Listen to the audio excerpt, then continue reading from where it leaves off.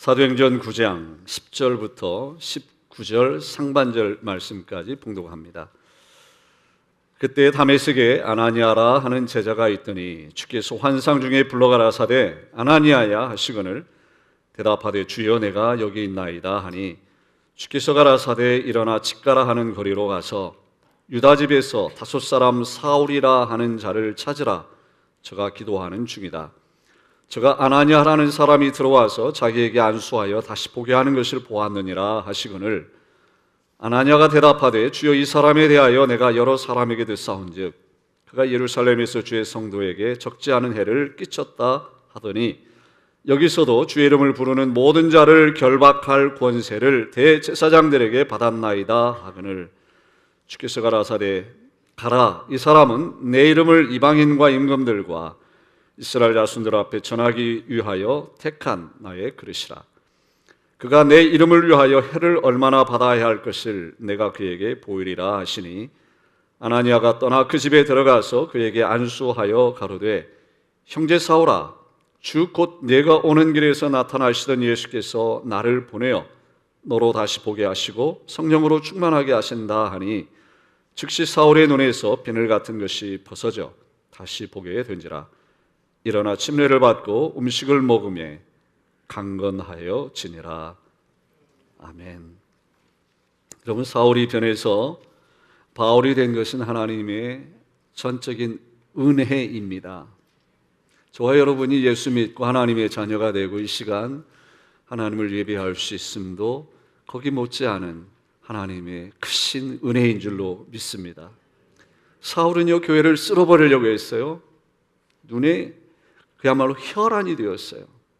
기독교인들을 잡아 죽이는데 투표하고 증인을 쓰고 그렇게 앞장서던 사울이 예수님의 이름을 이방인과 임금들과 이스라엘 자손들 앞에 전하기 위해서 택함받은 예수님의 그릇이 된 것은 그야말로 설명할 수 없는 우리 주님의 한량없는 은혜인 것입니다.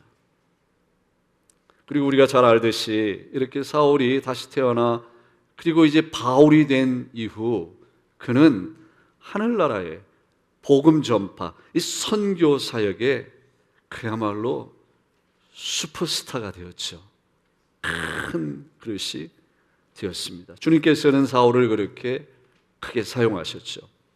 근데 오늘 본문에 보시면 우리 주님께서 복음 전파를 위해서 크게 사용하신 사람이 두 사람이 더 나옵니다. 한 사람의 이름은 유다이고요.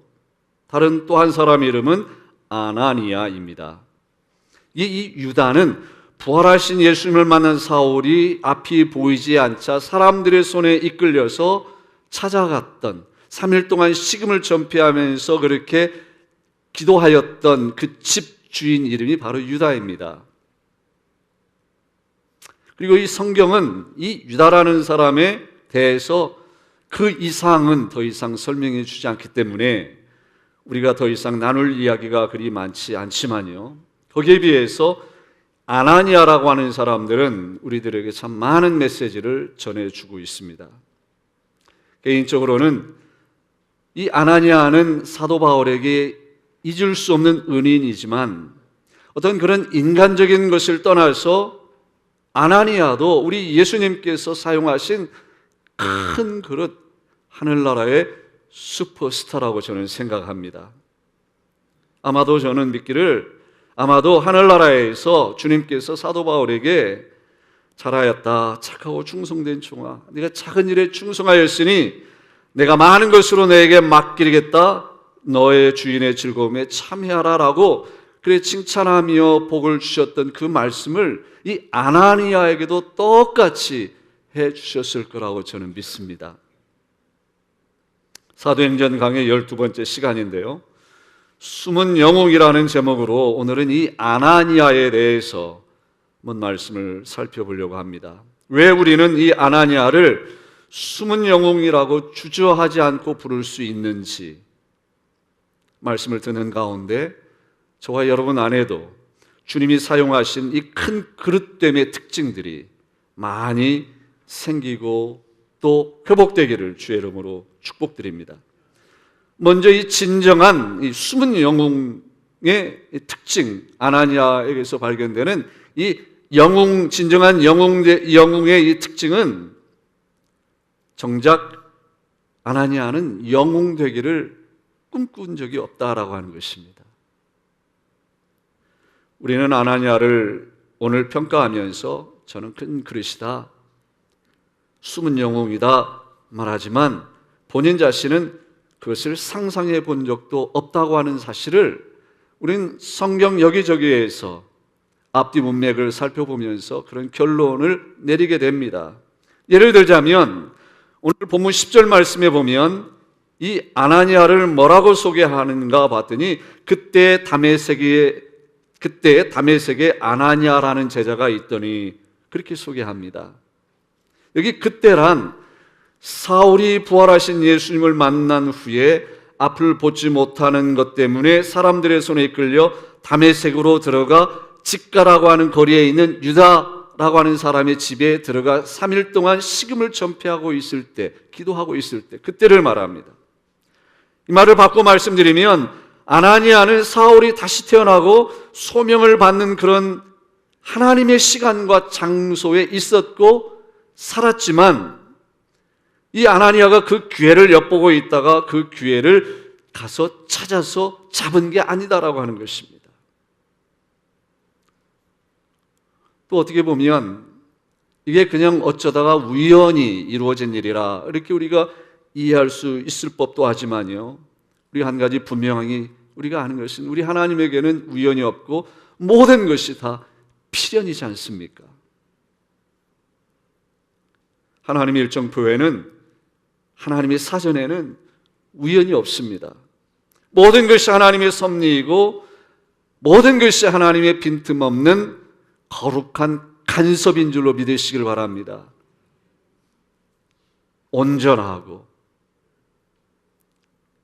선하고 기뻐하시는 간섭, 그것을 우리는 하나님의 뜻이라고 이렇게 말합니다. 그때 전혀 아나니아는 꿈도 꾸지 않았고 원치도 않았던 그 일, 그 자리에 있었다. 진정한 영웅은요, 영웅 되기를 꿈꾸지 않습니다. 근데 재미있는 것은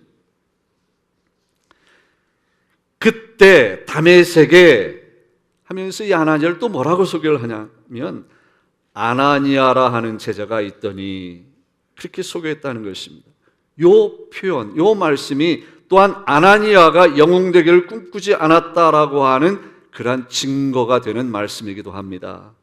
아나니아라 하는 제자가 있더니 요 말씀을 헬라어 원문을 그대로 직역해 보니까 아나니아라 하는 어떤 한 제자, 어떤 한 사람, 어떤 한 제자, 그 제자가 아니라 그냥 어떤 한 제자, somebody, someone. 이거를 이제 헬라어 문법으로 설명을 하면요, 어떤 한 부정대명사예요. 대명사란 어떤 앞에 명사를 지목하면서 대신 사용되는 명사, 그게 대명사인데 헬라어 문법에 보면 부정대명사가 있어요. 누군지 몰라요. 그냥 어떻게 보면 이렇게 중요하지 않은 인물, 그 사람이 아니라, 그 제자가 아니라 어떤 한 제자, 아나니아를 그렇게 불렀다라고 하는 것입니다. 또 제자로 부르면서, 물론 아나니아가 제자답게 살지 않아서 시원찮은 제자여서 그냥 그렇게 어떤 한 제자라고 그렇게 흘려가듯 말한 것은 아닙니다. 왜냐하면 이와 똑같은 장면을 소개하는 말씀이 사도행전 22장에도 나오고 29장에도 나오는데 22장에 가보면 특별히 거기에 아나니아가 어떤 인물이라고 하는 것에 대한 설명이 조금 더 있습니다. 바로 이 말씀이에요. 율법에 의하면 경건한 사람으로 거기 사는 모든 유대인들에게 칭찬을 듣는 아나니아. 보통 우리는요, 종교가 다르면 편협한 이 선입관 때문에 과소평가하고 부정적으로 평가하고 그렇게 과소평가를 받고 부정적인 평가를 받는 것이 인지상정이라고 하나요? 보통 흔히 일어나는 일입니다. 그럼에도 불구하고 어쩌면 유대교를 신봉하는 유대인들의 입장에서는 배신자와도 같은 이 아나니아를 사람들이 칭찬했다.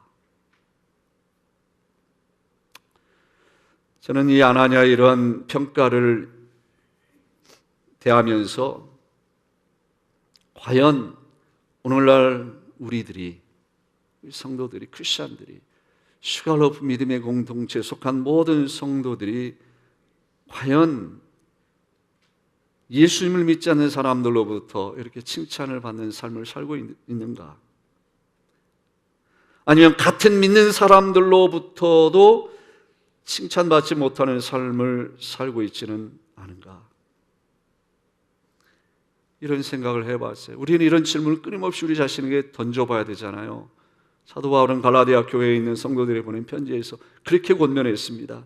아무것도 아니면서 대단한 사람이나 되는 것처럼 생각한다면 그것은 자기를 속이는 것입니다. 각자 자기 행위를 살피십시오. 현대인의 성경 갈라디아 6장 3절 이하에 나온 말씀이에요.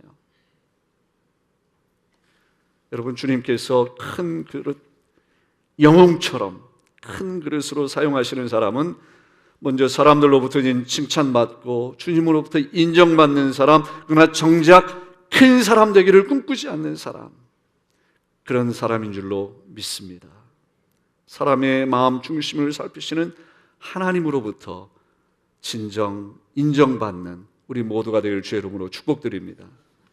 아나니아는 그렇게 하루하루를 주님과 겸손히 동행하는 거룩한 삶을 살았을 뿐만 아니라요, 아나니아는 주님과 하루하루를 친밀하게 살았던 것이 분명합니다. 그리고 그것이 숨은 영웅됨의 흔적, 특징입니다. 하루하루를 주님과 친밀한 삶을 사는 거예요. 우리가 이러한 이야기를 아나니아에게 대해서 할 수 있는 이유가 몇 가지 있습니다. 그 중에 하나는 예수님께서 아나니아를 부르실 때 아나니아가 대답했던 말이에요. 아나니아를 부르자 아나니아가 보라신 예수님께 뭐라고 대답합니까? 주여 내가 여기 있나이다. 10절에 그렇게 나오죠. 주여 내가 여기 있나이다. 이 말을 역시 헬라어로 직역을 해보니까 Behold, 보세요, 저요 주님. 그 말을 좀 부드럽게 의역을 해보면 이런 말이 됩니다. 주님 저 여기요. 주님 저 여기요. 이 말은요, 앞에 그렇게 하나님을 사랑하고 하나님의 나라를 위한 그 열심이 특심이었다고 하는, 그렇게 살았던 사울이 주님의 부르심 앞에 반응했던 말에 비하면 하늘과 땅 차이입니다. Who are you? 누구십니까? 저와 여러분의 삶 가운데 언제나 주님 앞에, 주님의 부르심 앞에 주님 저 여기요, 그렇게 반응할 수 있는 주님과 매일매일 그러한 친밀한 삶을 살아가기를 주의 이름으로 축복합니다. 또 이 아나니아가 주님과 하루하루 친밀한 관계로 살았던 또 하나의 증거는 주님께서 아나니아에게 심부름 보내신 그 내용입니다. 이게 보통 내용이 아니거든요. 주께서 가라사대 일어나 집 가라 하는 거리로 가서 유다 집에서 5사람 사울이라 하는 자를 찾으라, 저가 기도하는 중이다. 저가 아나니아라는 사람이 들어와서 자기에게 안수하여 다시 보게 하는 것을 보았느니라. 여러분, 이 심부름은요, 인류 역사의 한 획을 긋는 내용입니다. 사울이 바울되어 복음을 아시아에서 유럽으로 가지고 간 결과가 인류 역사에 어떤 변화를 일으켰는지 우리는 역사적으로 쉽게 찾아볼 수 있어요. 그런데 이런 어마어마한 결과를 낳을 심부름을 지금 주님께서는 아나니아에게 시켜주셨으니, 주님이 얼마나 아나니아를 믿었으면, 얼마나 잘 알고 친밀한 관계였으면 선뜻 거기에 흩어진 많은 제자들도 있었고 신실한 사람들이 많이 있었을 텐데 아나니아를 그렇게 부르셨을까? 네, 우리가 또 한 가지 기억해야 할 것은요, 이 기가 막힌 심부름이 정작 아나니아의 입장에서 볼 때 기가 막히게 황당한 심부름이었다고 하는 것입니다. 얼마나 황당했는지 아까 사도행전 22장에 나온 대로 율법에 의하면 경건한 사람으로 거기 사는 모든 유대인들에게 칭찬을 들었던 아나니아가 기겁을 하면서 예수님에게 그렇게 따지듯이 말했잖아요. 주님, 이 사람에 대해서 내가 여러 사람에게 들은 바가 있습니다. 이 사람은요, 예루살렘에서 주의 성도에게 적지 않은 해를 끼쳤다 하더니 여기서도 주의 이름을 부르는 모든 자를 결박할 권세를 대제사장에게 받았습니다. 근데 저보고 가서 안수기도 하라고요? 저는요, 이 말씀을 대하면서 얼마나 아나니아가 주님과 허물이 없이 친밀한 관계였으면 그렇게 율법으로는 경건한 사람이고 그 경건한 사람 중에서도 칭찬을 받는 이 아나니아가 예수님에게 그런 반응을 보일 수 있을까? 심부름 가야 할 사람도 기겁할 만한 심부름을 시키신 주님이나 주님께 겁도 없이 조목조목 이유를 따져대면서 결론은 No thank you 하던 아나니아나, 참 얼마나 친밀한 관계가 되어야 이런 말을 주고받을 수 있을까? 정말 우리 교회 모든 성도들도 이런 대화를 주님과 나눌 수 있다면 얼마나 좋을까? 그렇게 되길 주의 이름으로 축복합니다. 그리고요, 주님과 이런 대화를 그렇게 나눌 수 있는, 친밀할 수 있는 비결이 무엇일까? 묵상하는 가운데 내린 대답은, 그 대답을 저는 디베랴 새벽 바닷가에서 찾아냈어요. 요한의 아들 시므나, 내가 이 사람들보다, 이 모든 것들보다 나를 더 사랑하느냐? 바로 사랑입니다. 주님을 사랑함이 주님과의 우리의 친밀한 관계를 날마다 새롭게 하는 줄로 믿습니다. 여러분, 주님 사랑하시죠? 그 안데르센 동화 작가가 지은 동화 가운데 눈의 여왕이라고 하는 동화가 있고요. 그 동화가 디즈니사에서 만화 영화로 만들어진 그 영화가 프로즌이라고 하는 겨울 왕국이라고 하는 영화입니다. 거기에 이런 대사가 나온다고 해요. 사랑은 누군가를 너보다 먼저 두는 거야. 사랑은 누군가를 너보다 먼저 두는 거야. 이거는 자기 자신에게 해야지 옆에 사람에게 하면 안 됩니다. 자, 옆에 분에게 한번 얘기해 봅시다. 자기 자신의 사랑을 고백하듯이 한번 해보세요. 사랑은 너 자신보다 나를 먼저 두는 거야. 멋쩍으시죠? 사랑은 누군가를 너보다 먼저 두는 거야. 정말 이 청춘 남녀들이 연애할 때 써먹기 딱 좋은 말이에요. 또 여러분, 주님과 연애하면서 써 잡수시기를 바랍니다. 사랑은 나보다 주님을 먼저 두는 건데 주님을 나보다 먼저 두겠습니다. 가장 좋은 자리에 주님을 모시겠습니다. 하나님을 나보다 먼저 두는 것, 그것보다 하나님을 사랑한다고 하는 요한의 아들 시몬아, 내가 이 사람들보다 나를 더 사랑하느냐에 대한 주님, 제가 주님 사랑하는 것 주님이 아십니다라는 그 대답, 이 모든 것들보다 나를 뒤로 빼고 주님을 먼저 둡니다. 나보다 주님을 먼저 둡니다. 이 설명보다 더 실감나는 설명이 어디 있을까 싶어요.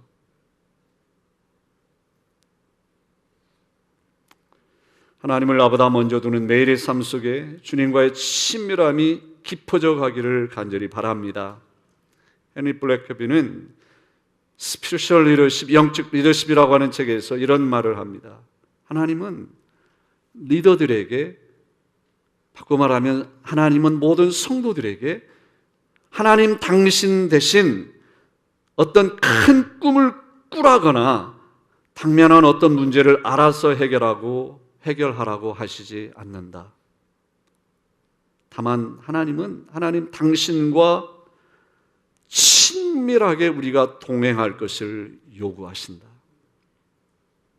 여러분, 우리가 대단한 과업을 성취하고 하나님 앞에 큰 꿈을 가지고 그렇게 소원하고 하는 것보다 주님이 정말 원하시는 것은 매 순간순간 나보다 하나님을 더 먼저 두는 가운데 친밀한 겸손한 동행하의 삶인 줄로 믿습니다. 주님과의 친밀함이 저와 여러분의 삶의 이유이고 우리가 하는 모든 사역의 목적이 되기를 주의 이름으로 축복합니다. 이 숨은 영웅 아나니아의 삶에서 발견되는 세 번째 특징은요, 아나니아는 안전하고 편안한 자리를 박차고 일어나 주님 말씀 붙들고 불안하고 불편한 자리로 갔다라고 하는 것입니다. 11절 보면 주님께서 아나니아에게 일어나 집 가라 하는 거리로 가라 명하셨죠. 그리고 17절 말씀 보니까 아나니아가 그것을 떠나 주님이 지시한 그 집에 들어갔다라는 말씀이 나옵니다. 여기 떠나, 즉 떠나, 갔다, 들어갔다, 갔다라는 단어가 두 번 사용되는데요, 한 번은 떠났다라는 의미이고 한 번은 들어갔다라는 의미예요. 그리고 떠난 곳은 편하고 안전하고 익숙한 곳이에요. 들어간 곳은 이 아나니아가 예수님에게 그렇게 조목조목 이유를 댔던 말에 나타나듯이 어떤 일이 거기에 가서 일어날지 모르는 불안한 곳이었어요. 불편한 곳이었어요. 아무도 가기를 원치 않는 곳이었어요. 성경에 보면 하나님이 사용하신 큰 그릇들, 숨은 영웅들 대부분 그렇게 살았어요. 믿음의 조상이라고 하는 아브라함도 그랬습니다. 모세도 그랬죠. 예수님께서 부르신 제자들도 그랬어요. 아니요, 예수님이 그러셨어요.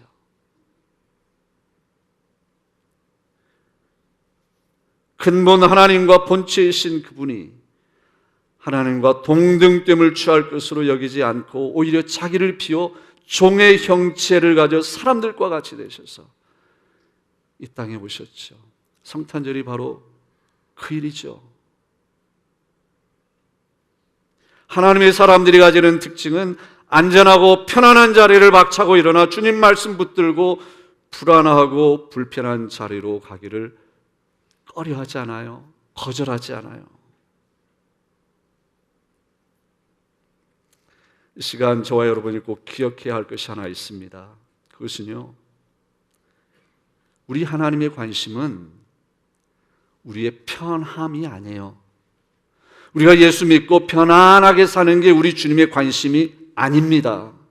아니요, 오히려 우리의 주님의 관심은 우리가 예수님을 믿기 때문에, 예수 이름 때문에 좁은 문, 좁은 길로 가야 되는 거예요. 편함과는 거리가 멀어요. 주님이 우리를 부르신 것은 순종하라고 부르신 거예요. 주님을 사랑하라고 부르신 거예요. 주님과 매일매일 친밀하게 동행하라고 부르신 거예요. 물론 그 길에 세상 무엇이 줄 수 없는 평안과 기쁨과 안식이 있지만 우리가 생각하는 편안함이 아니에요. 좁은 문으로 들어가야 합니다. 여러분, 이 좁은 문으로 들어간다는 의미가 무엇일까요? 좁은 문. 그것은 한마디로 내가 작아져야 된다는 겁니다. 안 작아지면 좁은 문에 끼어서 나도 못 가고 다른 사람들도 못 가게 막아요.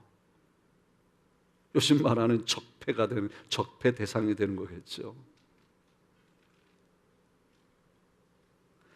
좁은 문으로 들어가야 된다는 말은 작아져야 된다는 말뿐만이 아니라 낮아져야 돼요. 낮아지지 않으면 이마 머리 거기에 부딪혀서 피납니다. 상합니다. 다쳐요.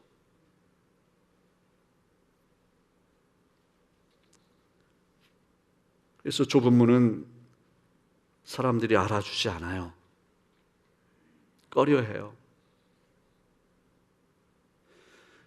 우리식으로 우리에게 익숙한 대로 한번 설명을 하면 이런 말을 할 수 있을 거라고 생각합니다. 조선시대에 한양에 성이 있고 정동, 정서, 정남, 정북에 4개 문이 있죠. 그래서 사대문이라고 그래요. 그리고 그 중간중간에 4개의 작은 문들이 있어요. 그걸 사소문이라고 해요. 사대문은 남대문으로 알려진 숭례문, 숙청문, 동대문으로 알려진 흥인문, 그리고 돈이문이에요. 사소문은 홍화문, 광희문, 수동문, 창희문. 제가 학창시절에 공부를 잘해서 아는 게 아니고 다 잊어버린 거 말씀을 제가 리서치를 한 거예요. 근데 그 사소문 중에 맨 끝에 나오는 창희문, 그게 훗날 사람들이 자하문이라고 불렀어요. 제가 대학 4년 동안 섬기던 교회가 바로 자하문 부암동 북악 스카이웨이 올라가는 거기에 교회가 있었는데 자하문, 그를 자문박이라고도 했어요. 그리고 그 문에 수경사 군인들이 보초를 쓰기도 했는데 그때 들은 이야기가 조선시대에 그 자하문을 통해서 성 안에 죽은 시체들이 나왔던 곳이라고 해요. 사대문으로 절대로 나가지 못했다고 합니다. 저는 그 히스토리를 생각하면서 좁은 문으로 들어가라는 말은 내가 죽으라는 얘기구나. 그러니까 주님은 이렇게 제자를 부르실 때 말씀하신 거예요. 자기를 부인하고 자기 십자가를 왜 십자가를 져요? 골고다 올라가서 갈보리 산에 그렇게 달리라는 거죠. 그게 십자가를 지라는 의미 아닌가요?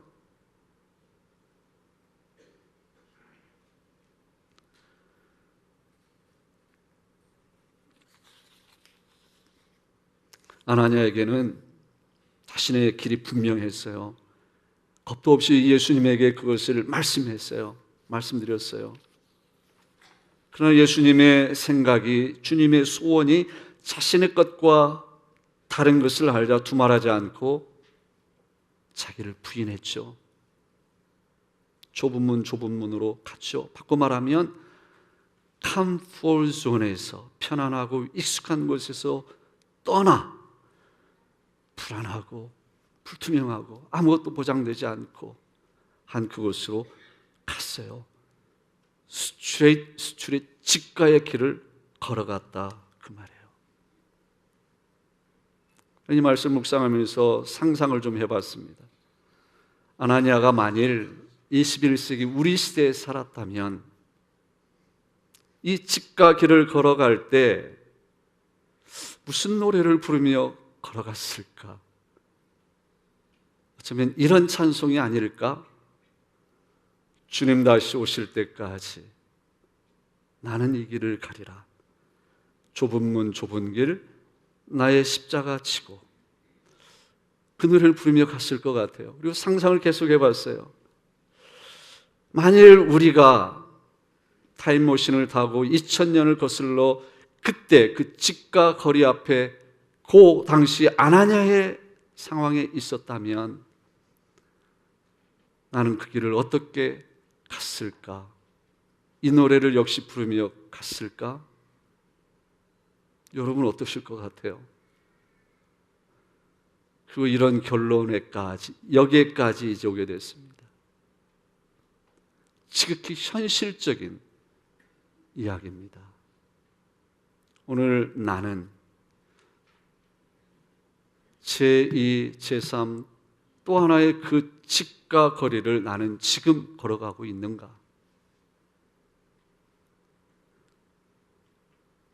언젠가인지 모르지만, 어떤 상황일지는 모르지만, 이런 상황 가운데에서 주님께서 아나니아에게 분부하신 말씀을 하실 때